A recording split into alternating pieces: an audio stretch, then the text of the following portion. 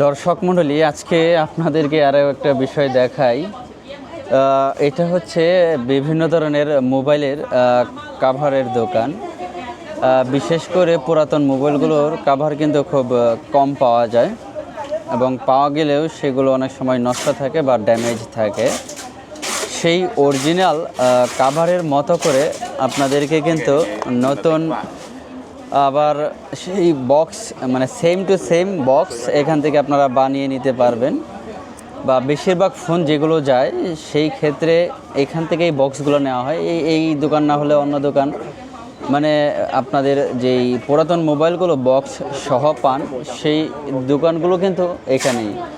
এই দোকানগুলো থেকেই মূলত বক্সগুলো বানিয়ে নেওয়া হয়, কারণ পুরাতন মোবাইলগুলোর বক্স জোগাড় করা খুবই কঠিন, অনেক সময় দোকানে পাওয়া যায় না। সেই ক্ষেত্রে এখান থেকে বানিয়ে নিতে হয়, কারণ বক্সটা থাকলে ফোনটার ভ্যালুটা অন্যরকম থাকে।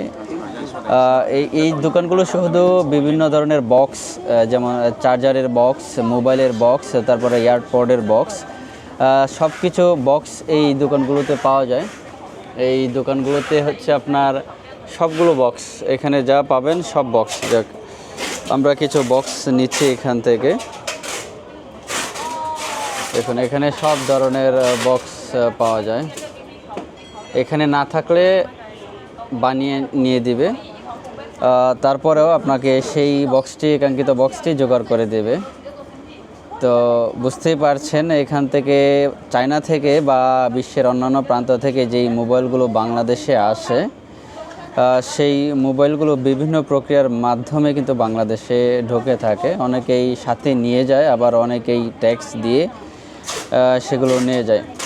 সেই ক্ষেত্রে মোবাইলের কন্ডিশনের উপরে এটার দামটা নির্ভর করে। অনেক মোবাইল যদি একটু সমস্যা থাকে সেক্ষেত্রে দামটা কিছু কম হয়, আবার যদি কন্ডিশন ভালো থাকে সেই ক্ষেত্রে মোবাইলের দামটা কিন্তু একটু বেশি পাওয়া যায়।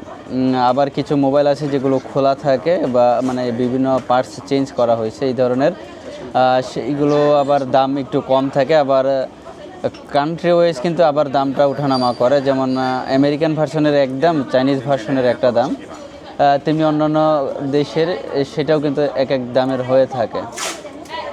তো আপনাদের মধ্যে থেকে যাদের পুরাতন মোবাইল লাগবে অবশ্যই আমাদের সাথে যোগাযোগ করবেন, আমরা আপনাদেরকে যে কোনো সময় মোবাইল দিতে সক্ষম আছি। ধন্যবাদ সবাইকে।